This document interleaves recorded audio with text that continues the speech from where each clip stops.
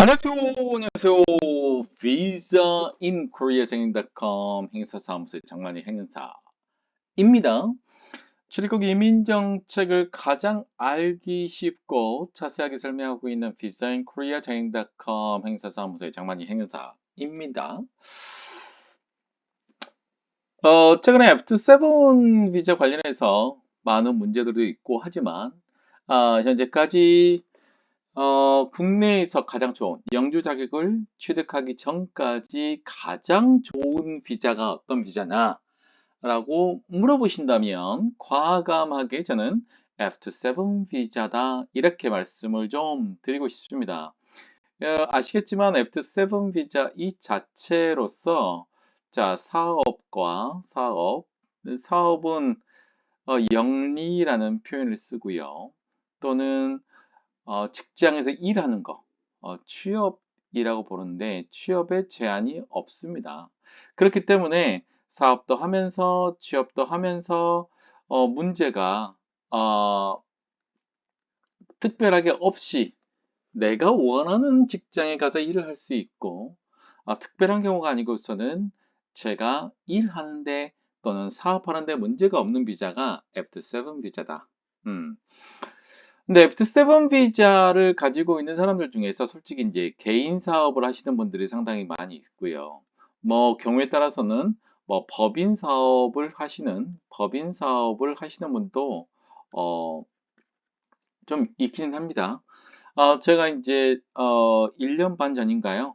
F7 비자로 5년 비자를 받아들인 IT 업계에 굉장히 시큐리티 보안 쪽에 전문가이신 분이 계신데 F7 비자 받고 본인의 사업을 차렸는데 이제 법인 사업으로 차렸고 뭐 매출액도 상당하다고 알고 있고 그래서 F7 비자 가지고 있는 사람들은 앞에 설명한 것처럼 사업이나 취업에 제한이 없기 때문에 개인 사업이나 이제 법인 사업을 하고 있는데 대부분 분들이 사업을 하시는 분들이 F7 비자 가지고요. 개인 사업을 많이 하십니다. 개인 사업을 할 때 영주 자격을 신청할 수 있는 게 뭐 여러 가지가 있습니다. 뭐 너무나 많은 건 아니고요. F5 16 비자로도 변경이 가능하고요. 또는 뭐 F5 1 비자로도 가능하고요. 제가 예전에 설명해 드렸지만 F7에서 F5 16으로 갈 수도 있고 F5 1 비자로도 갈 수 있는데 이 두 가지의 가장 큰 차이점은 뭐다? 기간이다, 기간. 이 부분은 조금 전에 뒤에 제가 설명하기로 하고요. F7 비자로 개인 사업을 하고 있는 경우에 F5 16 비자로 변경을 할 때 소득 합산이 가능하냐? 이 소득 합산은 어떤 소득일까? 이 부분에 대해서 제가 자세하게 설명해 드렸습니다. 지금 1,900명이 상당히 넘었고요.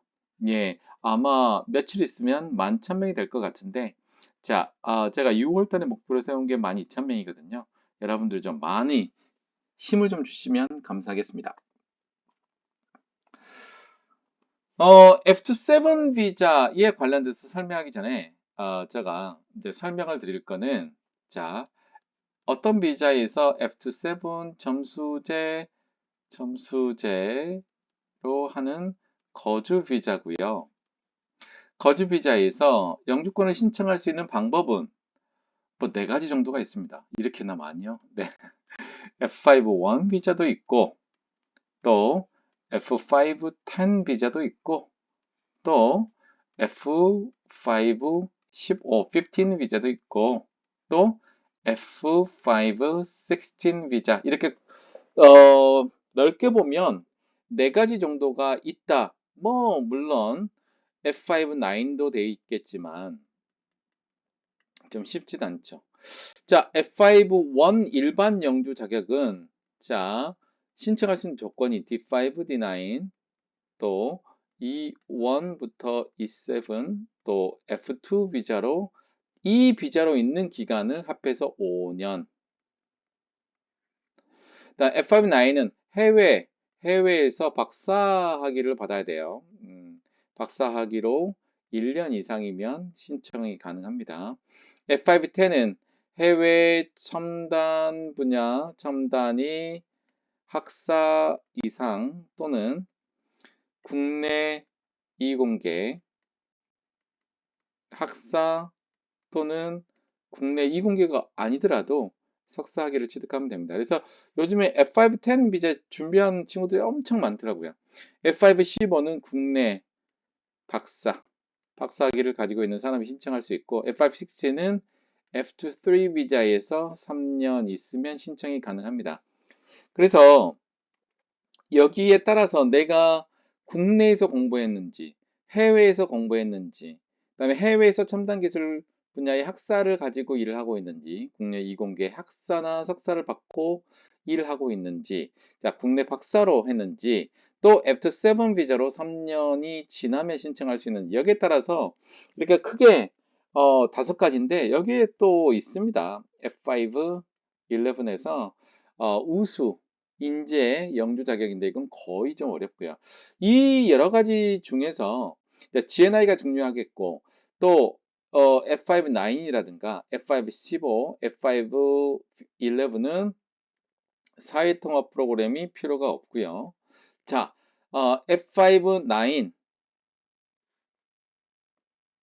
자, F5-9 또 F5-15, F5-10, F5 이 정도. 예, 이 비자는 GNI 한 배 소득이 필요하고 자, 여기 중에서 이제 GNI 2배 소득이 필요한 게 요게 GNI 2배 소득이 필요하고요. 다음에 F5-16도 GNI가 2배가 필요합니다. 그래서 이제 결국은 F5-1과 F5-16 이 둘 중의 차이인데 다른 요건은 거의 비슷한데 중요한 거는 크게 2가지로 제가 설명할 수 있는데 가장 큰 차이점은 기간이다. 자, F5-1은 아까 설명한 것처럼 D5, D9, E1부터 E7, F2 기간을 다 포함을 해서 5년이고 F5-16는 이 모든 비자가 신청할 수 있는 게 아니고 only F2-7 비자에서 신청할 수 있고 F2-7에서 3년이 있어야 된다. 두 번째는 전일제 상용근로라는 표현입니다. 전일제 상용근로는 F5-1은 그렇게 중요하지가 않아요. F5-16도 중요하지가 않습니다.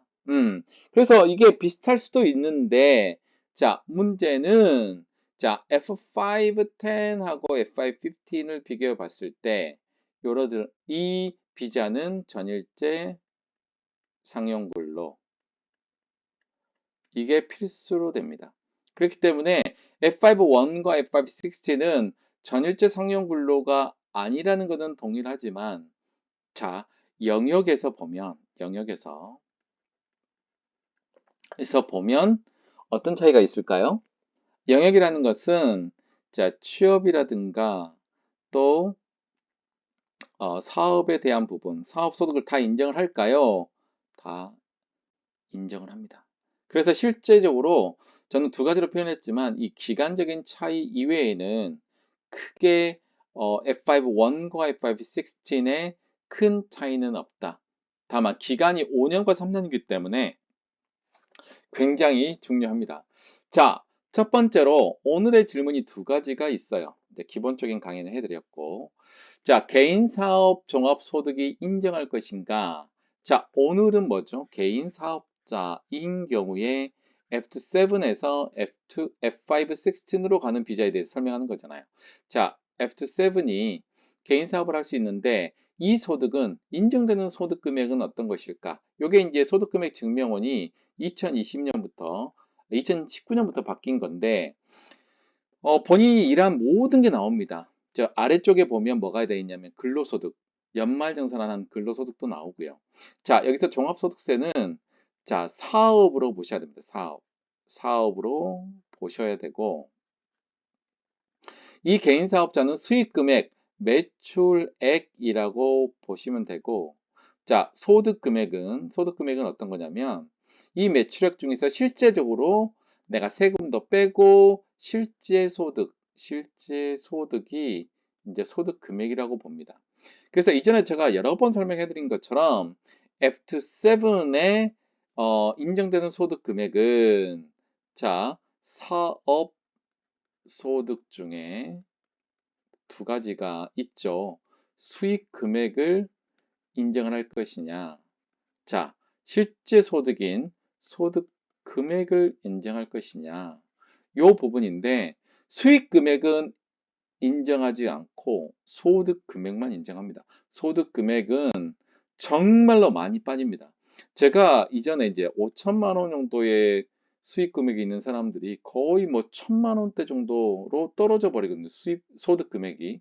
그러니까 소득 금액은 모든 세금을 제출하고 필요 경비, 예를 들자면 내가 제조업을 하는데 그 원자재 같은 게 있잖아요. 원자재. 예를 들면 금속을 깎을 때 금속을 들이면 이 금속을 사 가지고 와서 내가 가공을 하고 이 판매를 할 때 실제 금속 이제 판매 금액에서 다 빼야 돼요. 그 금속 재료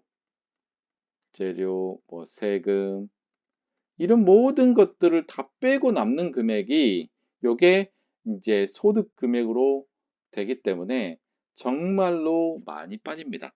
그래서 인정된 소득 금액은 사업 소득 중에서 소득 금액. 그리고 만약에 본인이 일을 했다. 근로소득이 있는 경우에 근로소득은 자, 수익 금액과 똑같이 자, 소득 금액 이렇게 산정이 되는데 자, 근로소득은 100% 뭐가 인정이 되냐면 수입 금액이 인정이 됩니다. 그래서 근로소득은 연말정산을 반드시 해야겠죠. 연말정산하고 되어 있는 근로소득은 100% 수익 금액으로 인정이 됩니다. 그래서 소득합산은 근로소득의 수익 금액과 사업소득의 소득 금액으로 나눕니다.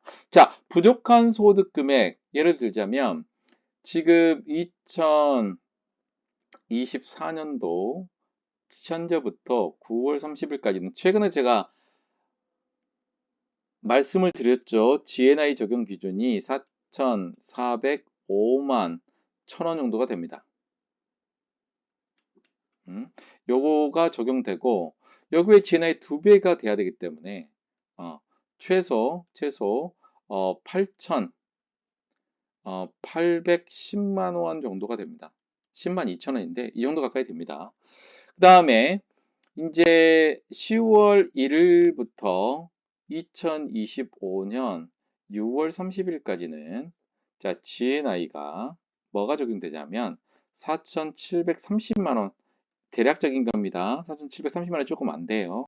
2배 하게 되면 자, 9,460만 원 가까이가 되기 때문에 여러분들 신청할 때 정말로 이 금액이다. 9천만 원이 안 되는 경우는 반드시 자, 9월 30일 전에 반드시 신청을 해야 합니다.